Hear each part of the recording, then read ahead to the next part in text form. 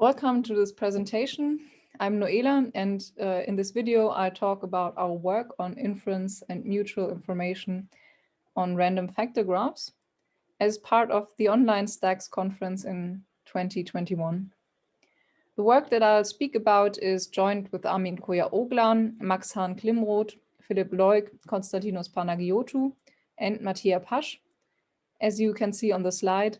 And the first line of authors works at Goethe University Frankfurt, while the second line of authors works at LMU Munich.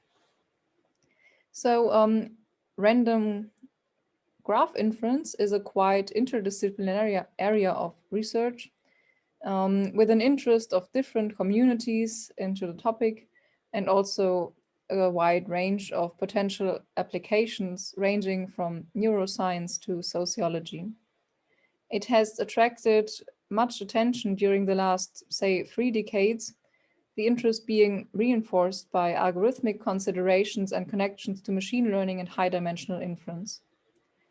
Generally, the problem in the inference task that I will speak about is to find structure of a particular kind in a random graph, or to decide whether there's any such structure at all. And a thorough theoretical understanding of these questions touches upon the following points. So random graphs play a role in high-dimensional Bayesian inference, as they can encode the posterior distribution of data that we can only access through noisy observations. And taking an algorithmic point of view, random graphs can serve as benchmark instances in the development of new algorithms, or in the average case analysis of algorithms where worst case approximation is conjectured to be hard. So finally, random graphs are also used in probabilistic constructions in coding theory. And in this context, inference or recovery of the sent message is, of course, very important. So in our work, we have studied inference and learning problems on a quite general class of so-called factor graphs, and of which you can see a logo on the right-hand side, and which I will explain in more detail later. So the key quantity to assess how much information a random graph has about a particular structure is the mutual information between them. And our main achievement is to rigorously verify a formula for this mutual information in the broad class of learning problems on random graphs that had been previously conjectured on the basis of the cavity method from statistical physics. And in order to give you an idea of the scope of our results, and because Matija spoke about the stochastic block model as an application in his online version of this talk, I will start by giving some motivation from coding theory. And I'll then move on to the general model and the main result. The model that we will look at are low-density generator matrix codes. These are a class of error-correcting linear codes with a sparse generator matrix that potentially allows for efficient decoding. And here we have parameters n, m, where n denotes the number of input bits of the message that we want to encode, and m denotes the length of the code word. The codes are defined by their m by n generator matrices, which are constructed as follows. So we first fix two distributions d and k. They are parameters of the model. And d is supposed to be the distribution of the number of ones per column, while k is the distribution of the number of non-zero entries or ones per row. And in applications, typically D and K are bounded, and their particular choice can affect the performance of the code at hand. So these are the distributions, but how do we choose the exact numbers of ones per row and per column? And this is done as follows. So we independently generate copies of the distribution D and K for each column or row, and but conditioned on the sums to agree because both the sums of the ones in the columns as well as the sums of the ones in the rows have to add up to the total number of ones in the matrix, and this needs to be the same. So these degrees are the numbers that you can see below and right of the matrix. And given these valid numbers of ones, we choose a generator matrix M uniformly at random from all matrices with the specified column and row sums. And the code words are then the vectors in the image space of M. But we do not stop there. We also assume that the code words are then transmitted through a noisy channel that might change some of the code bits. And the specific channel that we considered is the binary symmetric channel, where each single bit is changed with probability eta to the opposite value. So here in the picture, the two steps are summarized. First, we encode some message and then we send it through a noisy channel. And in this context, an important question is whether it is in principle possible to recover the sent message X from the received vector, which is denoted by Y star. And for our analysis, we assume that X is uniformly distributed. The information theoretic potential that measures how much this vector Y star can say about the sent message X is the mutual information. And in this concrete question, we assume that the generator matrix is known to the recipient, which is why here in this mutual information, we condition on it. And for bounded random variables D and K, we then have the following asymptotic formula on the mutual information per variable that had been previously conjectured by Andrea Montanari in 2005. Here, this h of eta denotes the binary entropy function, and b of pi is the so-called Bethe functional from the physics predictions based on the cavity method. The relation to the Bethe functional shows that the conceptual ideas from the cavity method get indeed to the bottom of the problem. And in fact, this theorem on the mutual information of LDGM codes is a consequence of results on a general abstract framework called random factor graph models, which I am going to define next. So a random factor graph is so first of all, it's not random. A factor graph is a bipartite graph with two vertex classes, which we call variable nodes and factor nodes. And in this picture, the variable nodes x1 to xn are on the left-hand side and denoted by circles, while the factor nodes a1 to am are on the right-hand side and are denoted by squares. So x1 to xn represent the variables of the problem, such as the individual bits of a sent message x. And the variables can take certain values, sigma 1 to sigma n, which come from some finite set omega. On the other hand, the factor nodes represent direct interactions between variables. And here you can imagine the equations given by the rows of a generator matrix.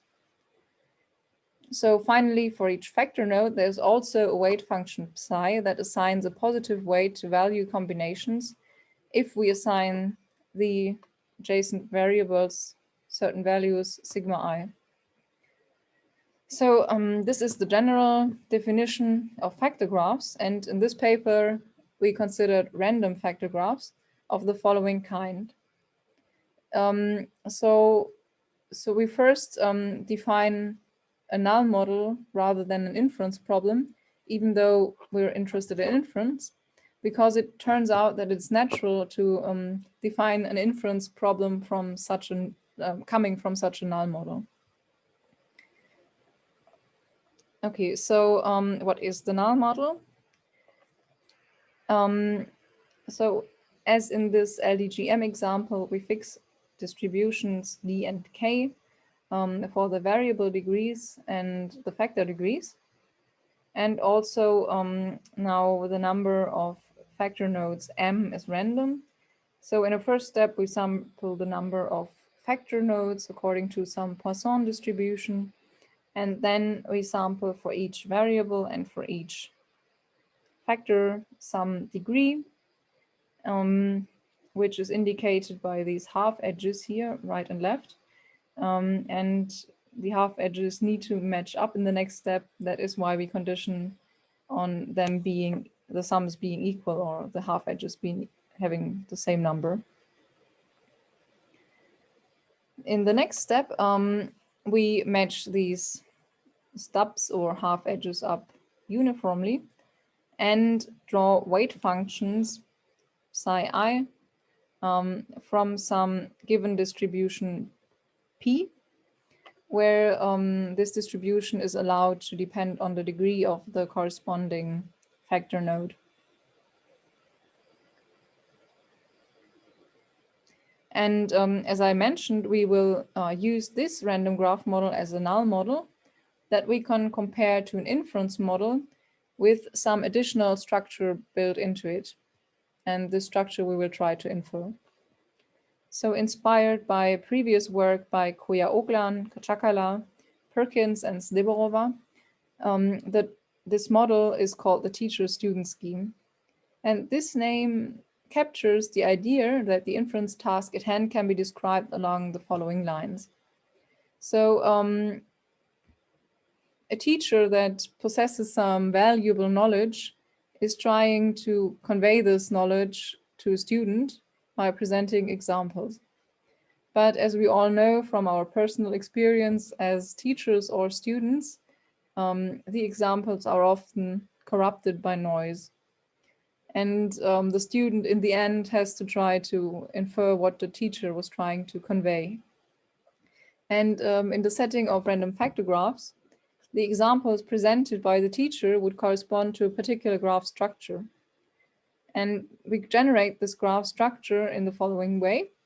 The first steps of generating the number of factor graphs and also the degrees of the variables and factors are as in the null model. However, in the next step, we use a particular assignment sigma star of the variables to values from omega to generate the graph structure. And this assignment sigma star is assumed to be uniformly generated and is called the ground truth. And this is the hidden truth that we then want to learn. So given this sigma star and the degrees, we draw the neighborhood structure and the weight functions such that sigma star generally has a high weight in the weight functions of the resulting graph. And we do this by reweighing the null model by the total weight of the graph, which is, this is this psi g, and it's just the product of all the weight functions. And in order to arrive at the probability distribution, we finally have to normalize. So these are the two models, and let us see how LDGM codes fit into this framework. Actually, LDGM codes were defined in terms of a generator matrix M with row and column sums of a prescribed distribution. But we can also view M as the bi-adjacency matrix of a random factor graph of this class defined 2 slides earlier. Because given the degree distributions D and K in this factor graph, the variable nodes would correspond to the message bits and the factor nodes to the actions that we perform on these message bits, which include both the encoding of the message as well as sending it through the binary symmetric channel. So the graph structure is as just defined, and what's remaining is to find appropriate weight functions psi. And these weight functions should actually capture this similarity between the sent message and the received message after performing both operations of encoding and sending. So in this sense, the weight functions should prefer assignments where the code bit is equal to the message obtained after sending it. And moreover, they should assign situations where both agree a weight roughly proportional to 1 minus this flip probability. And in explicitly writing down such functions, it turns out to be convenient to work with set omega being equal to +1 -1 instead of 0, 1, which would naturally correspond to bits, because this way we can work with products rather than with sums mod 2.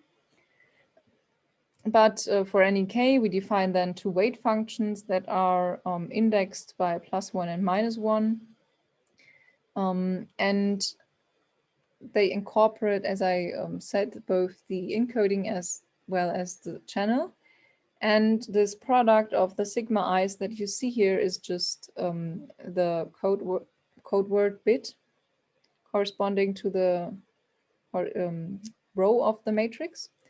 And the j corresponds to the send bit.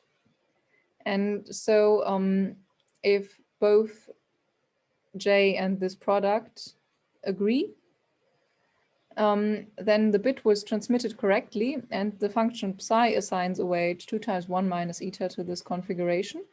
While if they're different and an error occurred, it assigns weight 2 eta, and this is exactly what we wanted.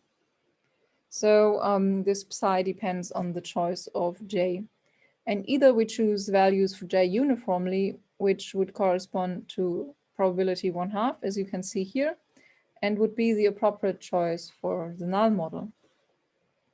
Or in the teacher-student scheme, we can first generate a uniform code word, sigma star, and then choose values of j that match the values of sigma star particularly well.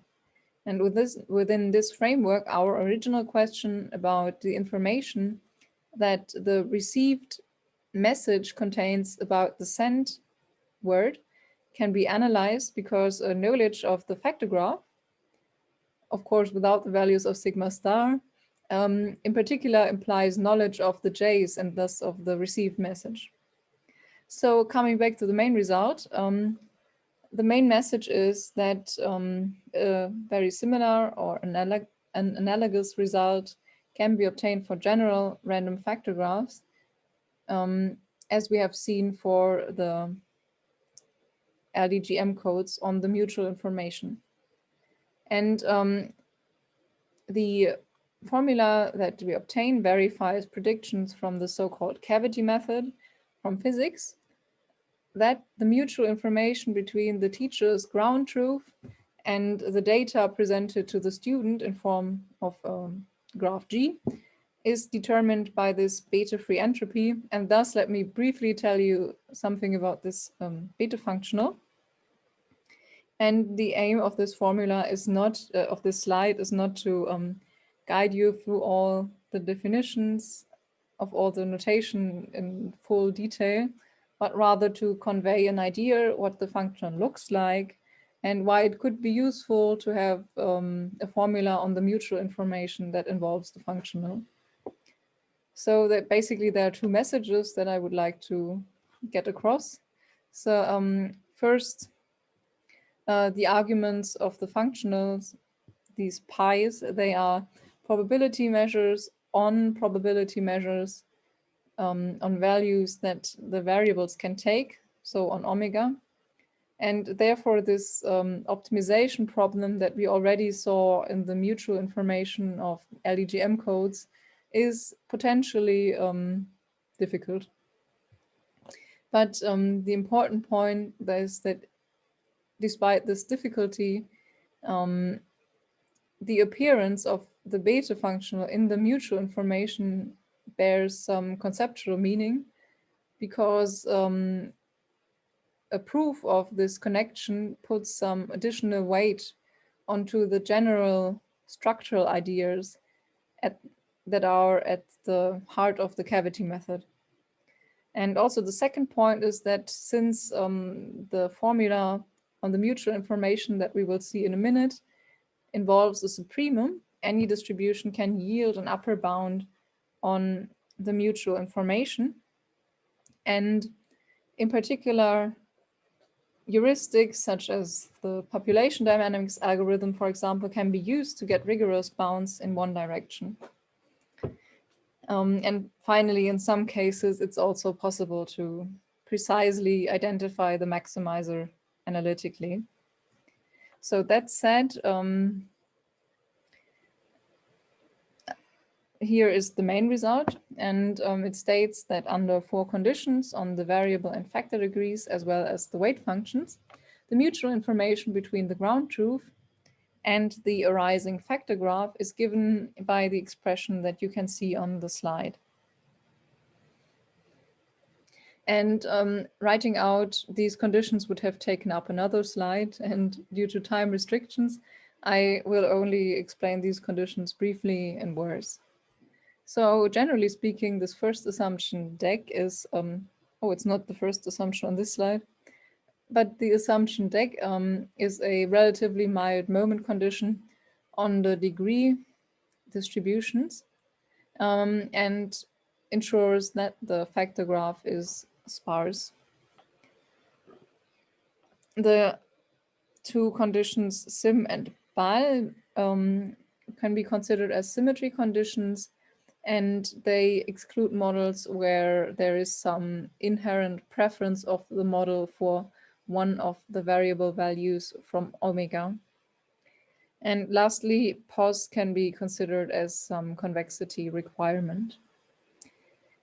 These conditions can be checked only in terms of the degrees and the weight functions, and therefore they're quite, can be often checked for applications of interest, such as LDGM codes, the disassortative stochastic block model, and also the mixed K-spin model, for example. On the other hand, I have to admit that there are also some interesting examples that do not meet the conditions, such as the assortative stochastic block model. So finally, the proof structure, a strategy that we employ in the paper builds on conceptual ideas developed by Coja-Oghlan, Krčakala, Perkins, and Steborova in 2016, where the authors studied the technically simpler case of binomial random graphs.